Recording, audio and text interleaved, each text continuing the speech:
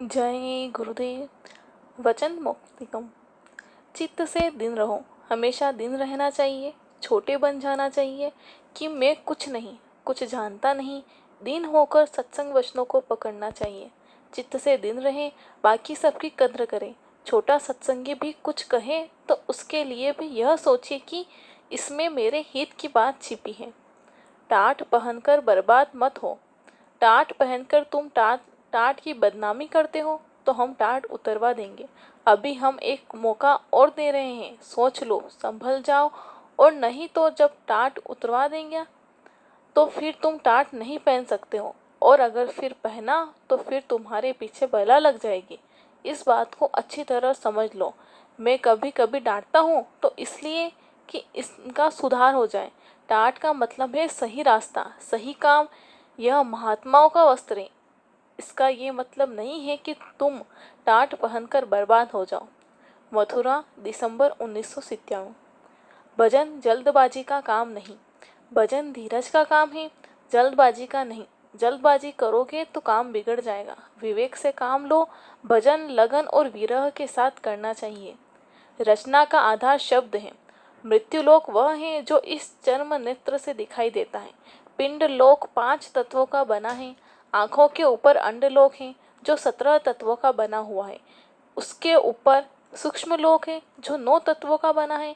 निरंजन भगवान वहीं सहस्त्रल कमल में निवास करते हैं। उसके ऊपर ब्रह्मलोक है। इन सब लोकों को पार करने के बाद मुक्ति का स्थान है। जो जीव ब्रह्मलोक को पार करके पार ब्रह्म पद में जाएगा वही मुक्ति को प्राप्त कर सकता है।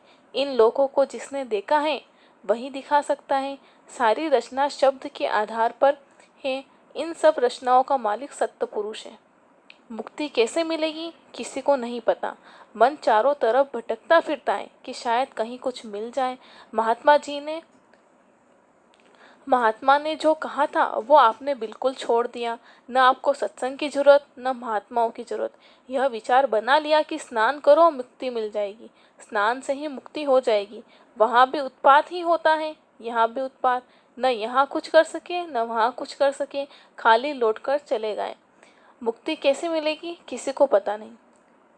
जानवर भी पेट पाल लेते हैं। असल में चीज यह थी कि सादगी की बड़ी जरूरत है। अब सब लोग जरूरत की चीजों में उलझ गए। महात्मा जो बात जो आज से सालों पहले कहा करता था वह सामने आ गई। अब लोग बहुत ज्यादा चिंता करने लगे। आप फिर भी अच्छे हो कि कम से कम एक रास्ता पा गए। नहीं आधा घंटा 1 घंटा दे सकते हो तो 15 मिनट ही सही।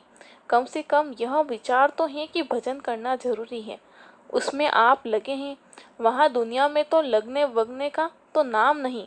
केवल एकमात्र खाना कमाना ही आदमी का सब कुछ रह गया। जानवर पक्षी भी तो खा लेते हैं। सार वस्तु सबके पास। अच्छा यह है कि लोग शांति से थोड़ा बहुत एकांत में वक्त देकर अपनी जीवात्मा को अंदर में शब्द के साथ जोड़े। उसी की कमाई करना चाहिए। शब्द के मुकाबले हीरा जवाहरात कुछ नहीं। यह मन मंदिर भगवान का बनाया हुआ है। इसमें चेतन जीवात्मा बैठी है। इसी में काम करना चाहिए। संत अपने को संत नहीं कहते।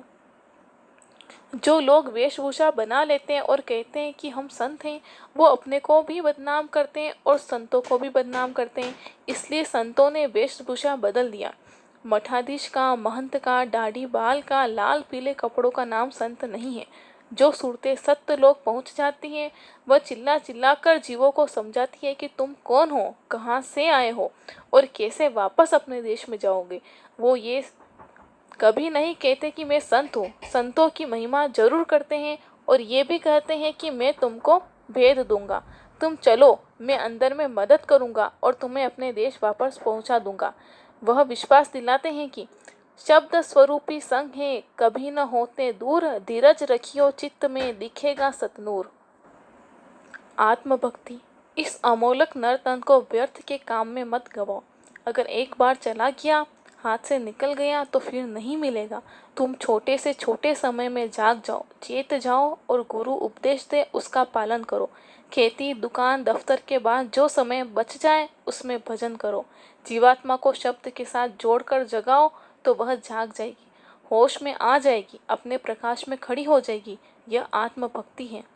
महात्माओं की वाणी नहीं काट सकते। महापुरुष समझाते हैं कि भक्ति ऐसे गुरु की करनी चाहिए जो शब्द की नाम की कमाई करता हो, जो शब्द स्वरूप ही हो और मालिक का दर्शन दीदार करता हो। ऐसे गुरु की भक्ति कभी मत करना जिसकी जीवात्मा नाम में लय न हुई हो।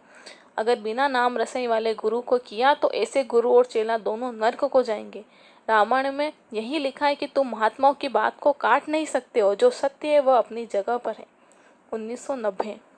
असली काम आत्मकर्म यानी भजन।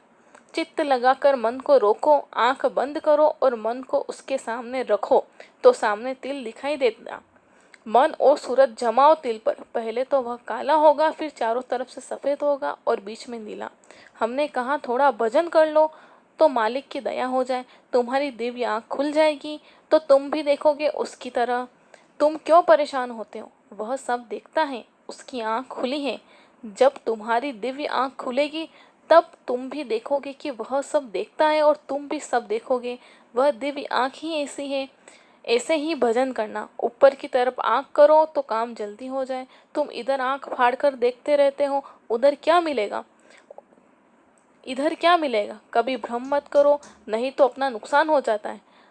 तो यह कमजोरी रहती है। प्रेम है, प्रीत है, प्रतीत है, विश्वास है, यह बरकरार रखो तो यह हरा भरा रहेगा। असली काम आत्मकर्म है और वह है भजन।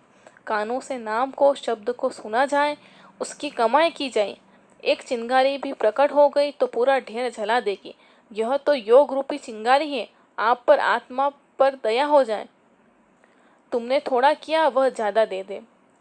चेतावनी। मेरी बात पर ध्यान नहीं दिया, मनमानी करते रहोगे तो ऐसा भयंकर समय आएगा जिसको तुम आज सोच भी नहीं सकते हो। फिर मुझसे मत कहना, मुझसे कुछ मत कहलवाना। यह तो लोग कहेंगे और लिख देंगे कि ऐसा समय इतिहास में कभी नहीं आया। ऐसी खुरेंजी का। हमें तो आपको मनाना है। आप मान जाओगे तो आपको आराम मिलेगा, सुख मिलेगा, मुक्ति मिलेगी, मोक्ष मिलेगा। सारी व्यवस्था अपनी जगह पर आ जाएगी। पर अगर आप न समझें, न माने तो आपके पास कोई रास्ता नहीं। बाबा जय गुरुदेव। संसार का रुख विनाश का है, आगे समझ में आएगा। परिवर्तन होगा, फिर धार्मिक लोग बचेंगे और धर्म चर्चा होगी। जय गुरुदेव।